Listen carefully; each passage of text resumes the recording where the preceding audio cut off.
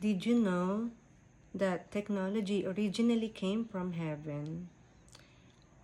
And our Lord Jesus compares the technology that we currently have to an Atari. I'm wondering what it was created for and what will happen in the future.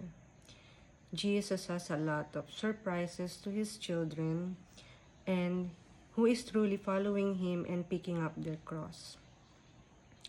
He loves us so much that he really wanted us to know all of these things, and he does not want us to live in darkness anymore. We are the children of light, and Jesus is the light of the world. To know more about Jesus and what he is currently teaching and showing us, you may check out Mandy and with G at Seek Heavenly Things on TikTok and YouTube. So welcome back for day 10 of reading messages from Jesus through Mandy. Did you know that he is currently producing and directing his upcoming movie? So join me as we continue to read today his messages. So this is an original post from June 15 of 2025, part 8 on God's physical calendar. It's 5/7. On God's spiritual calendar is 9/7. This is Yeshua HaMashiach speaking. I come in the flesh, bled and died on the cross, and I rose on the third day.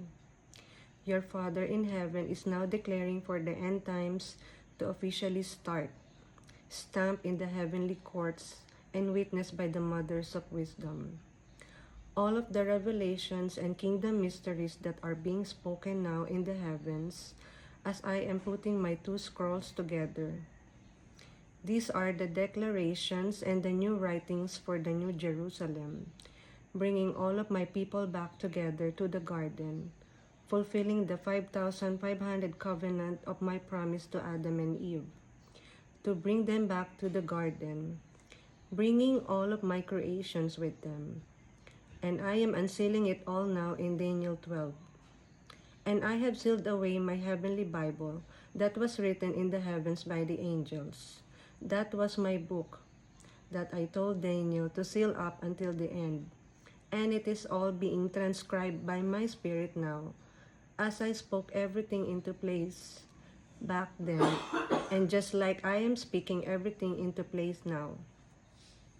So now that I have started giving you all of my kingdom secrets, I have unsealed my holy book, and I am pouring down my spirit into all of these writings of what I am unsealing now, to my chosen scribe Mandy, who is also my daughter, the original Eve of the garden, and as I speak to her from the heavenly courts, putting my scrolls in place, she is writing everything down that I am speaking to her now, from the heavens, not only in the spirit, while I speak to her inside the heavenly courts, but also in the flesh now, writing everything down as I speak to her from inside the heavens, stamping it in the heavenly courts, bringing it all into fruition now, as it is ordained now, spoken by me, your true Yahweh in heaven, and time stamped as it is being spoken inside the heavens, stamped in the heavenly courts. So this is Mandy speaking. Guys, I literally hear Jesus speaking to me from the heavenly courts as I sleep. He has proven this to me, and I also hear it when I am awake, even when I am not sleeping. Where do you think all of these writings are coming from? So this is Jesus again speaking. I am bringing all of these new revelations in now as they are being translated, because it is time to unseal this book. The physical battle is about to start, and I am using all of my willpower for my children, who I love very much, so they can hear me speak now and realize these are my words. Yeshua HaMashiach, who comes in the flesh, bled and died on the cross, and rose on the third day. And I am going to return in the flesh to wake up my people. But it won't be just once. I will show up many times, to display the supernatural. And when the dial turns back, if you don't have your glorious bodies yet, you won't remember. Only a chosen few will remember that we were all in the future. And that is because when they are close to being ready to change, they now will start receiving their memories back. Through dreams and visions, showing them the supernatural with their memories attached to it.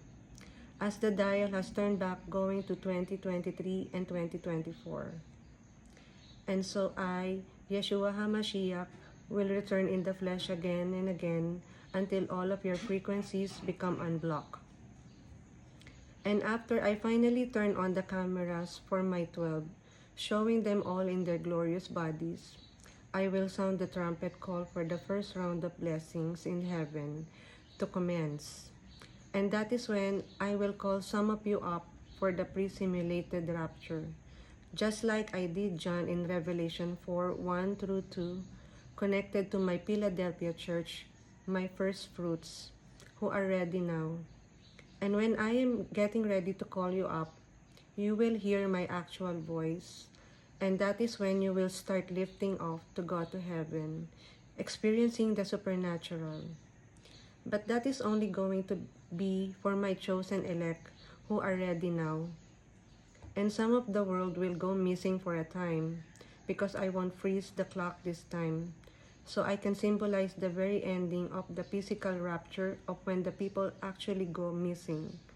And it will no longer be a facade because I won't turn the dial back or forwards this time. But while we are in heaven, I will be broadcasting from heaven, showing you all of the blessings your Father has in store for all of you, while you are watching heavenly cribs produced by me, your true Yahweh in heaven, through heavenly productions. And yes, don't bother turning off your screens because my technology in heaven won't let me. So as the people go missing, you will see that they all went to heaven because they were ready and they were a part of the first round of blessings. But when we get back from heaven, I will be standing by my daughter Mandy and my son G, who is the first of many to start my social media campaign to advertise the start of my movie before I pull the curtain back to watch the previews. And my movie is The Prodigal Son, A Journey from the Stars, also produced and directed by me, your true Father in heaven. So the advertisement for me is very important because you are all my prodigals returning home. And you are all a part of the original kingdom, connected by your particles and your spirits, put inside the mother and the father of creation in the spirit, attaching the transformation line of the angels, which is why you are all likened to angels. And the very first family was created in the original Blossom Circle, using the son and the daughter of the king and your first mother and father of creation, known as my Adam and Eve and my two souls, known as wisdom in the heavens, created in God's image. You see, all of my mothers and my daughters who are one with their God are all my mothers and daughters of wisdom in heaven. And you are all one in the body of Christ, because you were all created together with your spirits and all of your particles, all created as one together inside the heavens. So you see, these are all of my truths, Yeshua HaMashiach's truths. Children, stop scoffing. These are not Mandy's truths. And she is just being obedient to the words that I choose to give her, to unseal the revelations of the kingdom mysteries, attached to all of my secrets, sealed away in my book. And I have chosen my daughter Mandy and my son G to start off with all of these truths, displaying mysteries to unseal and display my truths. And she and him was chosen for this role because she and him are my Adam and Eve, who were my first two souls that I have ever created.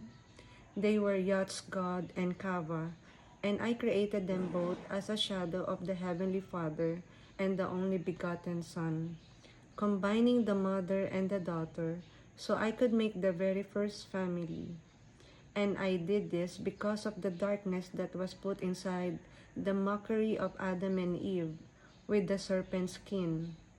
So I brought them to life with my first two souls, making them no longer have serpent sin, but clothed in righteous clothing, based on being created in the image of God. Which is why all of my people were created in the image of God, because I used my first two souls to do it. And you can read all about this in the Remembrance of Enoch. That's right.